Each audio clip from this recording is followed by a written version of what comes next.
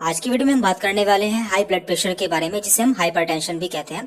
हम आपको इस वीडियो में एक सिंपल मेथड बताने वाले हैं जिससे आप अपने बढ़े हुए बीपी को बहुत ही कम समय में ठीक कर सकते हैं। देखिए, ब्लड प्रेशर को कम करने के लिए जो तरीका हम आपको इस वीडियो में बताने वाले हैं, ये काफी समय से इस्तेमाल किया जा रहा है और इससे बहुत जल्द आराम मिल जाता है।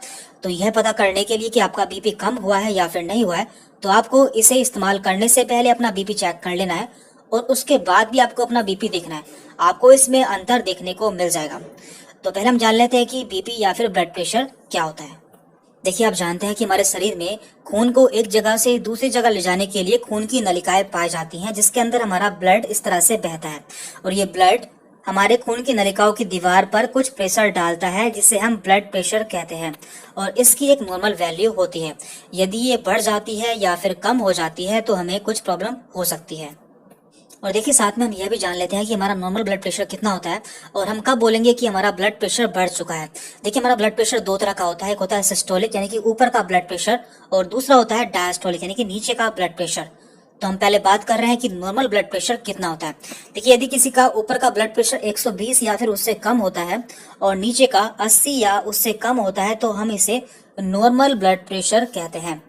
लेकिन यदि ऊपर का ब्लड प्रेशर 120 या फिर 120 से 129 हो जाता है तो इसका मतलब उसका ब्लड प्रेशर थोड़ा सा बढ़ चुका है। इसे हम एलिवेटेड ब्लड प्रेशर कहते हैं, यानी कि ऐसी कंडीशन है इसमें हल्का सा ब्लड प्रेशर बढ़ चुका है। तो ये कोई घबराने वाली बात नहीं होती है। और देखिए, यदि किसी का ऊपर का ब्लड प्रेशर 130 से 139 हो जाता है या फिर नीचे का ब्लड प्रेशर 80 से 89 हो जाता है तो हम इसे हाई ब्लड प्रेशर की स्टेज 1 कहते हैं।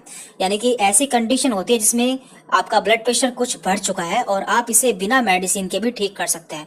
इसके लिए आपको अपने लाइफस्टाइल में कुछ चेंजेस करने होंगे। इसके अलावा यदि किसी का ब्लड प्रेशर 140 या इससे ज्यादा हो जाता है या फिर नीचे का 90 या उससे ज्यादा हो जाता है तो इसे हम हाई ब्लड प्रेशर की सेकेंड स्टेज कहते हैं।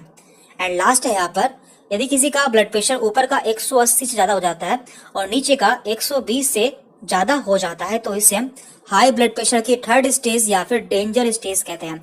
और ऐसी कंडीशन में आपको तुरंत मेडिकल ट्रीटमेंट की जरूरत होती है, क्योंकि ये एक बहुत ही डेंजर कंडीशन होती है। अब हम बात कर लेते हैं कि आपको ब्लड प्रेशर कम करने के लिए क्या करना होगा। देखिए, ब्लड प्रेशर को कम करने के लिए एक बहुत ही फास्ट तरीका है, यानी कि आप इससे ब्लड प्रेशर को बहुत जल्द कम कर सकते हैं। इसके लिए आपको अपने पैरों को गर्म पानी में डुबोना होगा। तो गर्म पानी का टेम्परेचर कितना होना चाहिए? उसका टेम्परेचर 45 से 48 के बीच में होना चाहिए।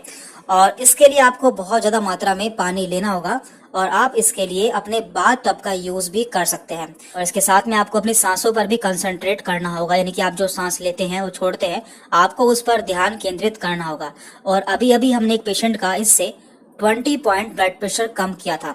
उनका ब्लड प्रेशर 170/110 था और इस ट्रीटमेंट के बाद केवल 15 मिनट्स में ही उनका ब्लड प्रेशर 150/90 हो गया था। तो ये एक बहुत ही इफेक्टिव ट्रीटमेंट है, आप इसे खुद से ट्राई कर सकते हैं। तो इस प्रोसेस को करने के लिए आपको एक बाल्टी या फिर टब लेना होगा, उसमें आपको गर्म पानी लेना होगा।